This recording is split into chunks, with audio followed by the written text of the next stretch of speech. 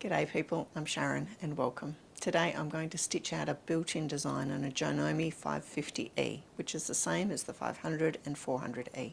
I'll make a few small changes to settings that will make this process a bit easier for you. I'm going to begin by hooping some fabric into my hoop. This is the 14 centimetre hoop, and on here it says 140 by 140 millimetres, 5.5 by 5.5 inch, left, right, hoop square 14B. This is the hoop for the 14 centimetre designs in the machine. The kind of way that it attaches to the machine is different to the machines that have both embroidery and normal sewing. This is an embroidery only hoop that goes with this particular machine. Under here I've got some tearaway. Tearaway is a product that is actually made of paper, cellulose stuff, and it does tear. And the object of it is it will stabilise your fabric while you're sewing, and afterwards you tear it off the back, but it will stay permanently where the actual embroidery is. Because I'm not hugely fussed about this design, it's just something I'm doing as a practice piece, I'm going to put a piece of stabiliser, so tearaway stabiliser, in here, and I'm going to put my fabric in as well. It pays usually to have this a little bit loose. The hoop goes in here, and then you can grab hold of your fabric a little bit and give it a pull. It is important not to stretch this fabric. So when people tell you to do things drum tight, it's probably going to cause you an issue, because if I have that very tight in there while it's stitching, when I let it out of the hoop, the fabric's going to pull back into where it would always be, and then you end up with a little wavy effect around the design, and we don't want the wavy effect around the design. I'm fairly happy with that, but I'm now going to tighten it up. Let's see if I can get it in there a little bit better, a bit more evenly. So I tightened it, I've got it into my hoop, and I can tighten further. Don't over tighten these.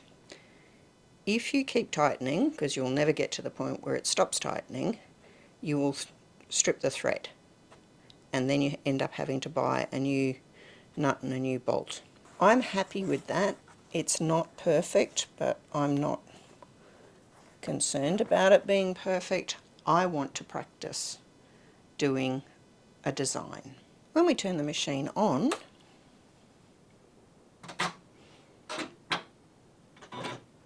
there's a little series of things that it does to boot up. On this side over here, on the side, I've got a space for the stylus, and it's preferable to use your stylus when you're touching things on the screen.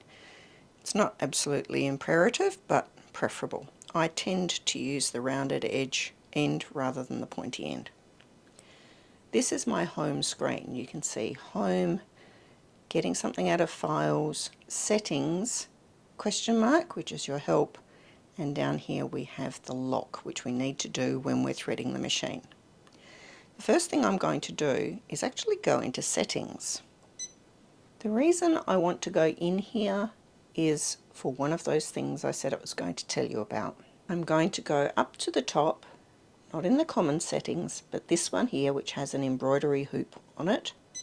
Auto tension I'm happy with, but this remaining bobbin thread is a killer. The default setting is over this way. I'm going to take it down to 0.5. If you don't do that, you end up with a million bobbins that all have quite a deal of bobbin thread on them, and the machine won't let you use them. So I'm going to do that. I've changed it to remaining bobbin thread 0.5, and then I have to go OK. If I don't say OK, the machine won't recognise that I've made that change. Now I want to go looking for a design. I'm going to go in here with the flower.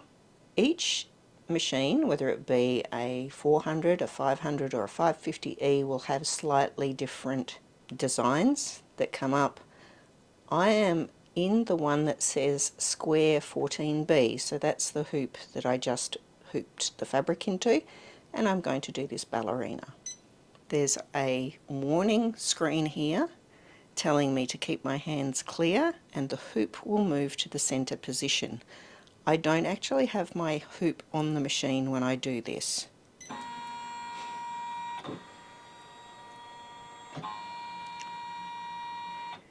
And now it's telling me which hoop it believes I've got attached, and I'm going to attach the appropriate hoop.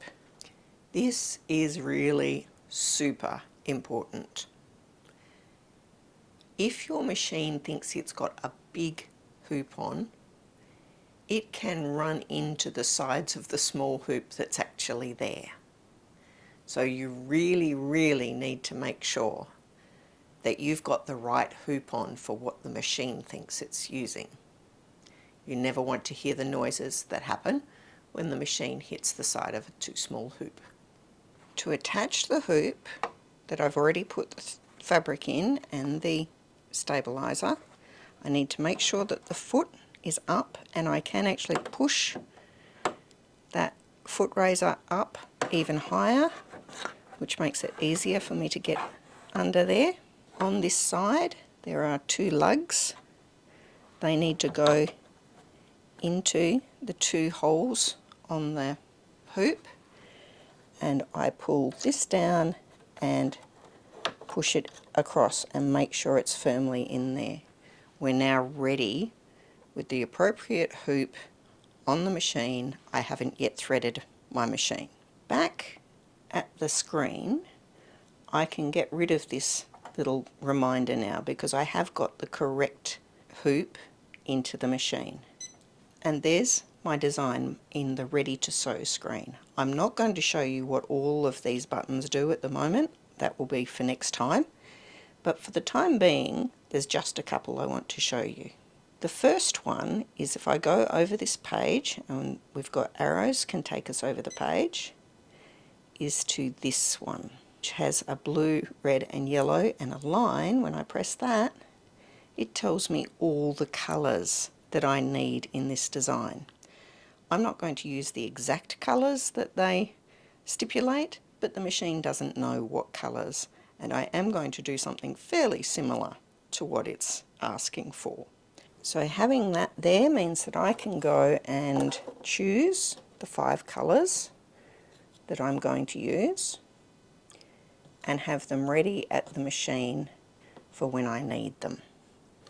When I've got the colours that I want, I can X out of there back to the design. And you'll notice this is 209, 208, 211, and what did it say up here? 209, 208, 211, 257 and 002. So I'm just going to use some fairly similar colours today to do the design. The first one I need is this 209. So I'm going to thread up now with 209. To do that, I need to lock the machine. The bobbin fill was already in the machine. The machine is now threaded. So I can go back here to the key and unlock it. One other thing you may like to do on this drop down here, go back to the first page. This top button at the moment is showing all the colours in the design. If I go here and touch that, it only shows me the colour it's about to stitch out. I can do that if I want to be able to see which bit it's going to do, or I can be looking at the entire design. Now I'm ready to stitch this out. I'm going to press my start stop button.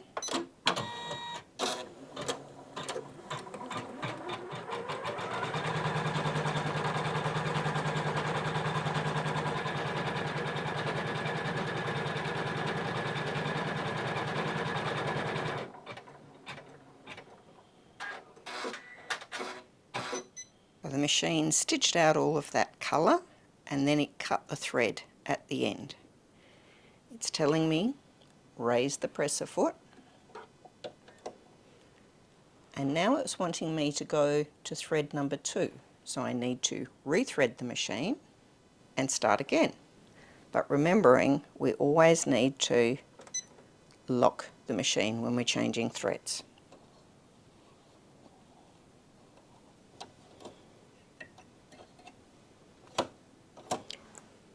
You notice that time the needle didn't thread.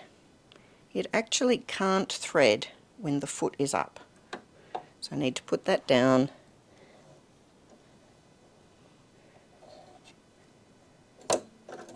and there we go. Press the start stop button. The machine should actually bury that thread into the back of the design. No, it's not letting me do it. Why is it? Because over here I'm still locked. Unlock the machine, then press the button.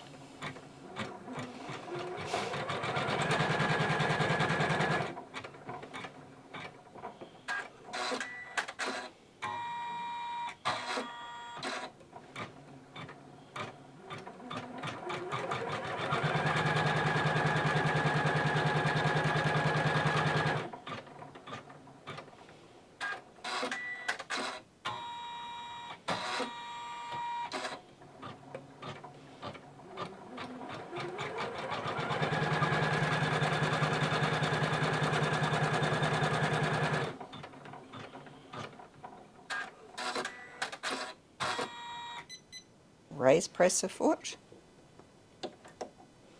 and it's now ready to do colour number 3. Remembering I need to lock the machine to change threads. Before I try to use the needle threader, I need to lower the presser foot, and then I'm grabbing the little tiny loop from the back and pulling it through. Now I need to unlock the machine and press start stop.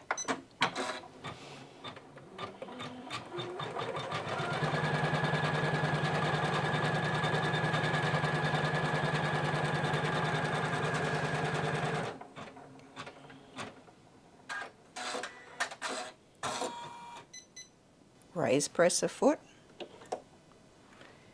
lock the machine, change the colour. Lower the presser foot before I use the needle threader. Pull a loop to the back, unlock the machine and press start.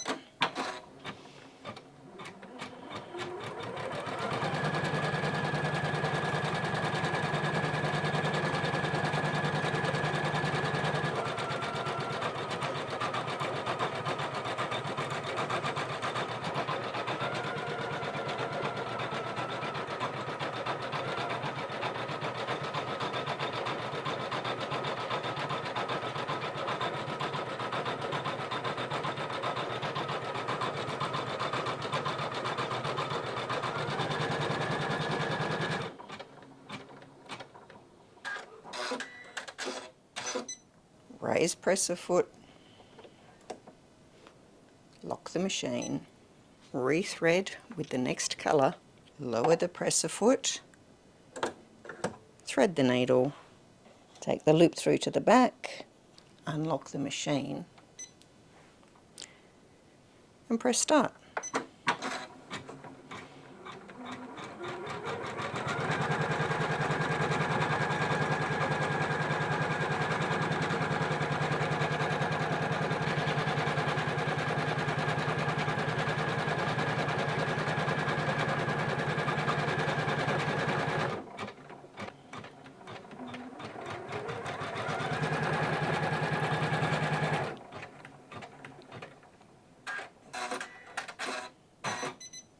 The design is now finished. If I go to my home screen, this icon here is showing a hoop going somewhere, and what it's actually going to do is put the hoop back into its gone to bed situation.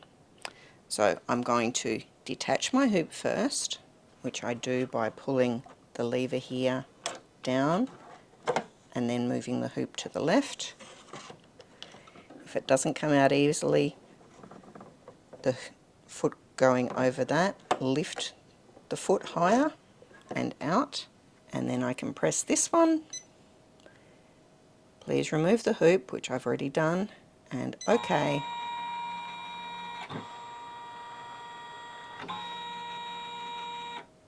And the machine has just taken all of this stuff back to its home position. Next time I'm going to show you what all the other buttons on the Ready to Sew screen do, because whilst this is a good start, there's lots of other things that we can do and know about the machine. See you next time.